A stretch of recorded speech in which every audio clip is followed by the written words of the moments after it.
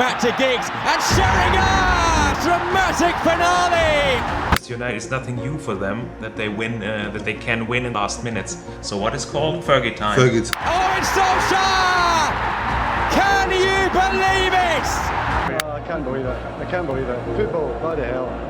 Auch schon sehr sicher gefühlt, dass wir dieses Finale gewonnen haben, aber da lernt man, dass man erst ein Finale gewonnen hat, wenn man auch nach dem Schluss für vorne liegt, und es hat zu dem Zeitpunkt eigentlich nichts darauf hingedeutet, dass Manchester eigentlich uns gefährlich werden hätte können, aber dann ist was passiert, was man nicht glauben kann, was man nicht wahrnehmen wollte. Man hat gedacht, das ist ein falscher Film.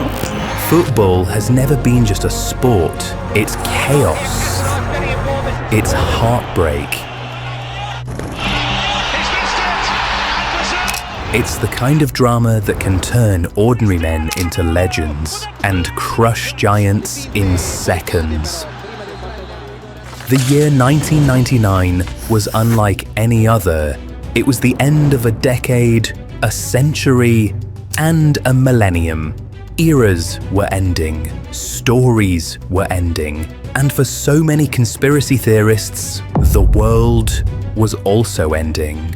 And somehow, all that tension, all that anticipation found its way into one single football match. The final Champions League game of the 20th century. Two European powerhouses, one iconic stadium, 90 minutes to close out a century of football, and no one in that stadium had any idea that they were about to witness something impossible. A match so dramatic, so chaotic, so utterly unbelievable that even today it feels less like a sporting event and more like a story someone made up.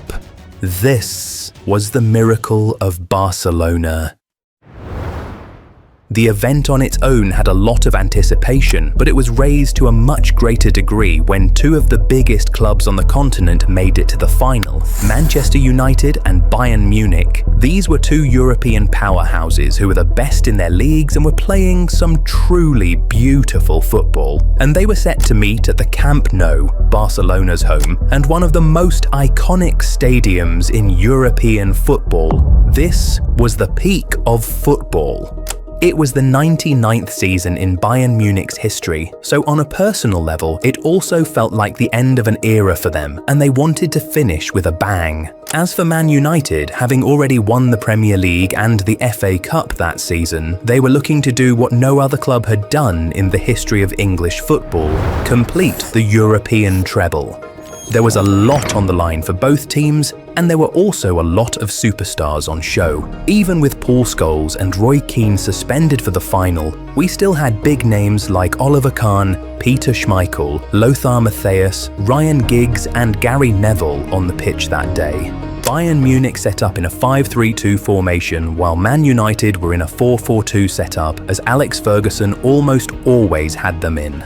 Now, what added an extra layer of anticipation to this game was that these two teams had met in the group stage of that same tournament, and both times they were inseparable. It was 2-2 in Germany and 1-1 in England. But this time around, there had to be a winner one way or another. Both teams knew what was coming. 90 minutes that would define a century. The stadium was shaking.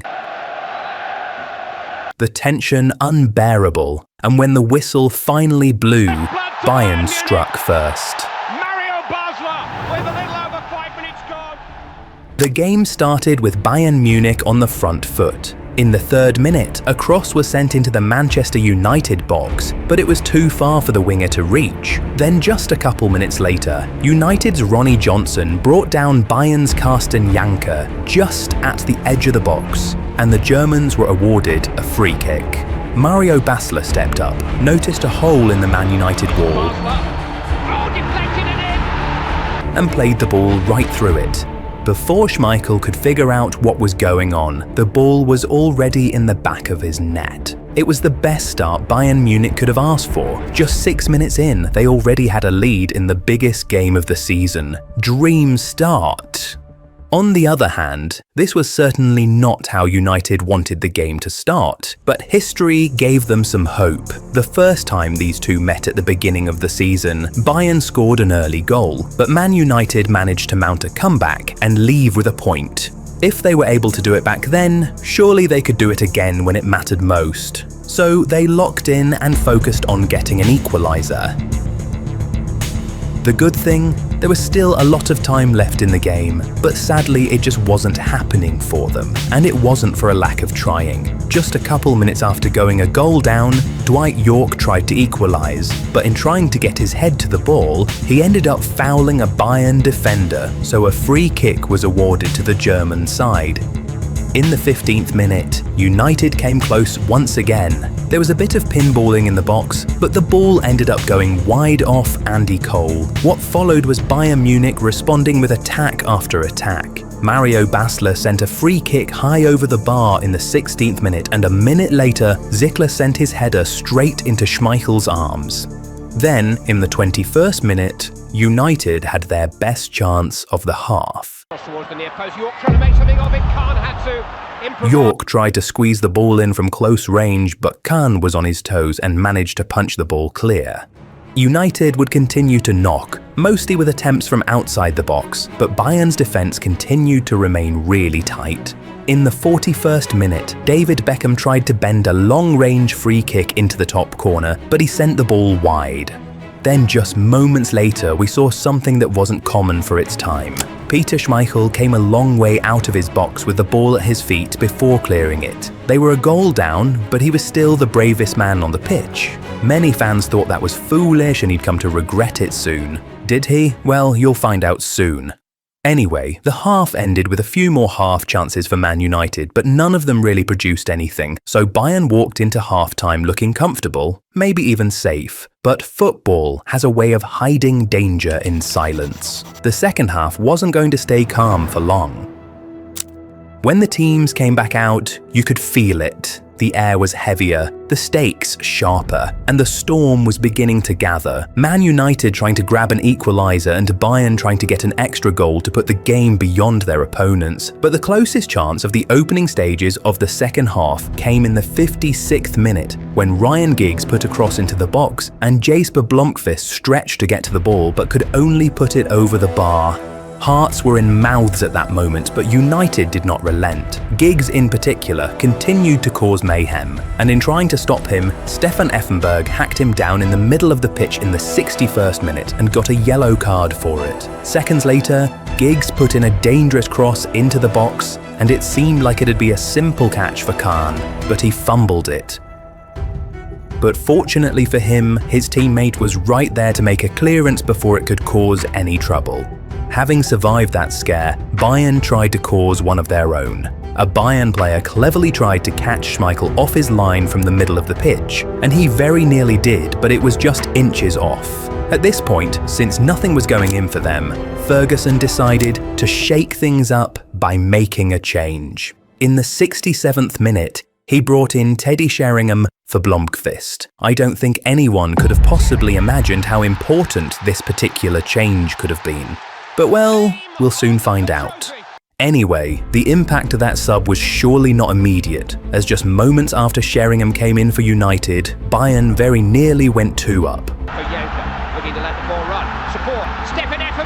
Schmeichel had to be at full stretch to stop Effenberg's shot from going over him and into the post. From that point, the game just continued to get more and more exciting. It was so end-to-end that no one could predict what was going to happen in the next second of the game. Absolutely anything could happen at absolutely any time. In the 77th minute, Dennis Irwin sent a cross into the box, but it floated past everybody and out for a goal kick. Then, in the very next minute, Bayern Munich went to the other end and hit the woodwork with a cheeky chip. Shaw taking over. Oh, delicious chip, hits the post and bounces straight back into the hands of... Wow, The game was very nearly settled right there and then, but Manchester United was saved by the woodwork, and not for the last time in that game. After Nicky Butt's cross into the 6-yard box failed to find anybody in the 81st minute, Ferguson knew it was time to bring in another striker, so he made one of the biggest changes of his entire coaching career. He took off his top striker Andy Cole and brought in Ole Gunnar Solskjaer, a man who woke up that day a regular dude, but went to bed a hero. This whole game was surely very interesting, but the last 10 minutes? Yeah, those were really special. They were epic. Football, for many Man United fans and neutrals, absolutely peaked in those minutes. Ole came in and immediately started to cause real chaos in the Bayern Munich box. With his first touch, he troubled the keeper, trying to squeeze his header into the net, but Kahn was alive to it. Now, you would think Bayern Munich would just have sat back and tried to protect their lead from that point on, but the Germans just never operated like that, so each time they got a chance, they made sure to mount a proper attack. Mehmet Scholl tested Schmeichel with a shot from outside the box in the 83rd minute, but the Dane managed to punch clear. In the 84th minute, the Germans were back knocking again. Scholl sent a header into United's 6-yard box, and Janka pulled out the acrobatics, which had Schmeichel completely beaten. But once again, Manchester United were saved by the woodwork. That gave United renewed hope. When I saw it hit the bar and it came straight back to me, I knew we were going to win. They had been saved by the woodwork twice in this second half. Surely the football legends were smiling down on them. They only had to do their part now. And they very nearly did in the 87th minute. The two United subs linked up in the box, with Ole flicking the ball back to Sheringham, who was in a lot of space. But Sheringham's shot was easily handled by Kahn. Then, in the 88th minute, Gary Neville sent a cross from inside the box, but York was unable to make a clean contact with the ball. The very next minute, Giggs sent a cross into the box and Ole rose highest, but his header didn't really make Kahn break a sweat. That was the last real action of normal time. The fourth official raised the board for 3 extra minutes. At this point, Man United fans had already given up on something happening. The ones who hadn't given up were hoping and praying for a miracle while already mentally prepared to accept defeat. Things were so desperate and frantic at this point that when United won a corner in the first minute of additional time, Schmeichel went up. I mean, what did they have to lose anyway? Every United fan had that sinking feeling. The players were exhausted and the clock was bleeding out its final seconds. If this attack failed, it was over. But when Beckham's cross came in from the corner, it was just over the goalkeeper's head. York managed to put the ball back into the area and Fink tried to clear for Bayern Munich, but his clearance only went as far as Giggs at the edge of the box. The Welshman didn't even try to sort his feet out, he just attempted a shot with his weak foot, and that was enough. It wasn't a very good shot, but it found Sheringham, who immediately took a swipe at it and managed to put the ball in the back of the net. The entire stadium went bonkers. There were hugs, tears and flares in the Man United side of the stands. They could not believe what they were seeing. It was a real miracle. All hope was already lost, but somehow Man United had managed to equalise at the very death. No one expected them to, but they had just gone and forced extra time. However, something deeper was happening, something even the players didn't fully understand at the moment. It wasn't just an equaliser, it was a psychological earthquake. Momentum didn't shift gently, it snapped. Bayern looked frozen, their bodies heavy, their minds shaken. United, on the other hand, suddenly moved like a team pulled forward by destiny itself. Surely no one, not even Alex Ferguson himself, expected Man United to go on to win that game in normal time. But everyone in that stadium and the millions of people watching all across the world were in for the craziest roller coaster 2 minutes of their lives. Not up to 30 seconds after the kickoff following the goal, United forced another corner kick. This time Ferguson told Schmeichel to stay in his box. They were now playing for extra time. No need to be too daring now. Beckham sent a sweet cross into the box from the corner, and it found the head of Teddy Sheringham. His header was probably going out, and for a split second, everyone thought the chance had gone.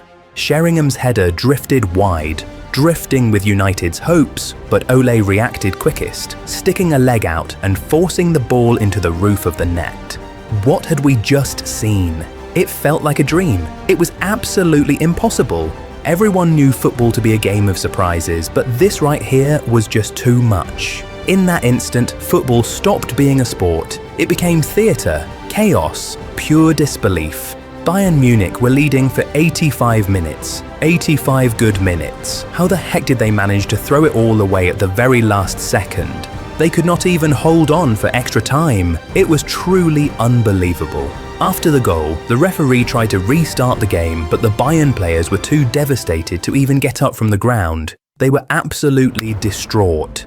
I mean, everyone had already crowned them champions. The Champions League trophy had already been decorated with Bayern Munich's club colours, and the UEFA president Lennart Johansson had even already left his seat to go down for the trophy presentation after the game. That was how sure everyone was that the game was already done and dusted. After the final whistle, the president, in shock, said, "I can't believe it. The winners are crying and the losers are dancing," essentially expressing disbelief at how Bayern had lost, despite being in a winning position for more than 90% of the game.